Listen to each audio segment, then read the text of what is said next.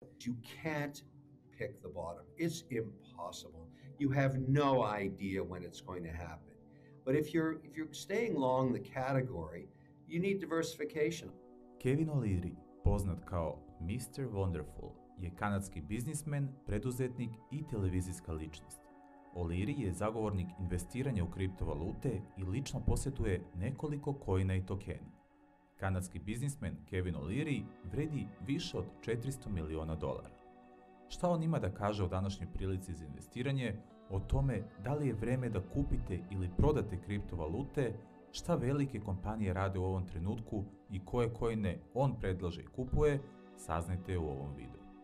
How should retail investors be thinking about this sell-off? Is it an opportunity to buy at a discount, or is it just too risky to make any sort of bet at the moment?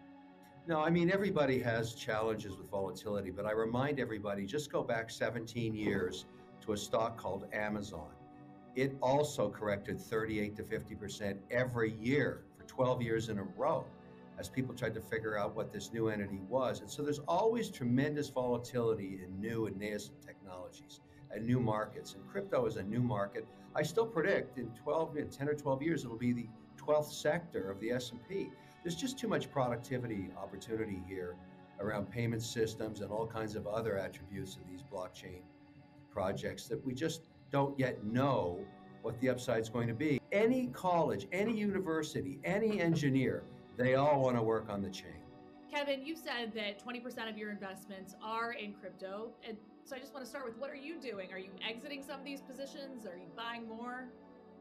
No, I'm actually averaging down on a couple of the big market cap names. I mean, one of the challenges, and this is proof now for why we need legislation and policy on crypto, because if we had institutional capital coming in under the market, if they had allocated 50 basis points or 100 basis points to, let's say, Ethereum or Bitcoin, Solana, Polygon, whatever, you would have had a bid. Instead, because we're basically under-owned by institutions, we have tremendous volatility.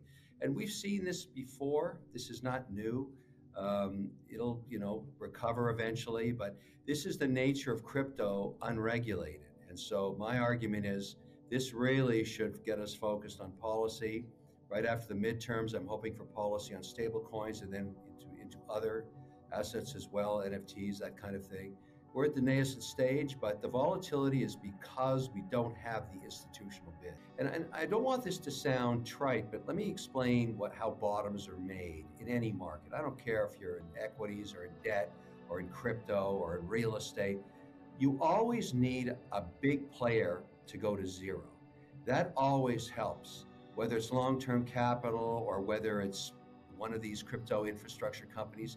I would like to see, and I don't want this to happen, but it always gives you a good bottom when you get a large player over-levered that goes to zero.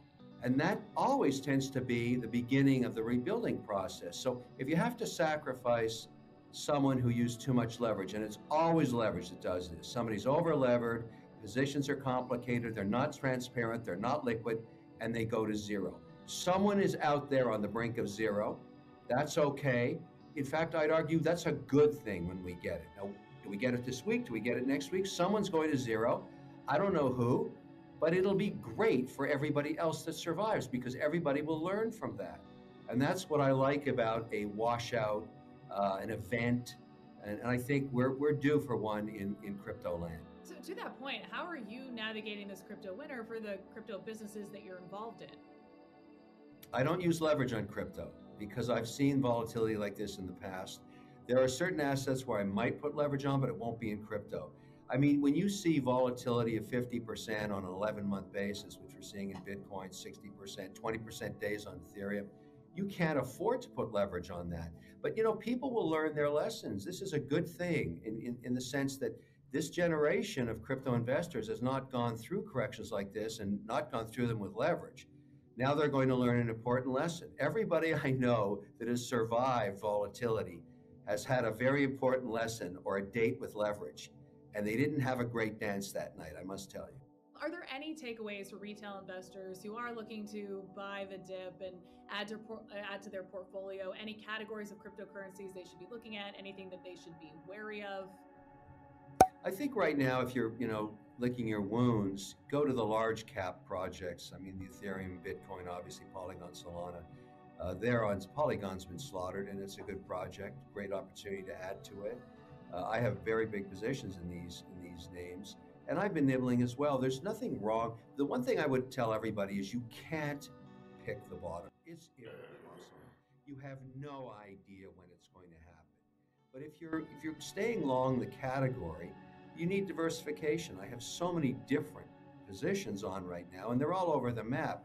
Now, come year end, what'll happen, because this is a year where we're going to be looking at tax returns on all crypto trading and income, there'll be a lot of maneuvering on the projects that did not recover to take them as tax losses versus the ones that did. And that's going to be the nimbleness of trading.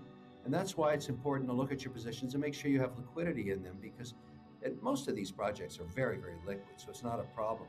Now, you said that it's hard to call a bottom, but let's say we continue to see a sell-off. Is there the possibility that the crypto sector, dropping in value could hurt the U.S. economy ultimately, or is it just a degree of magnitude so irrelevant that it's not going to make much of a difference?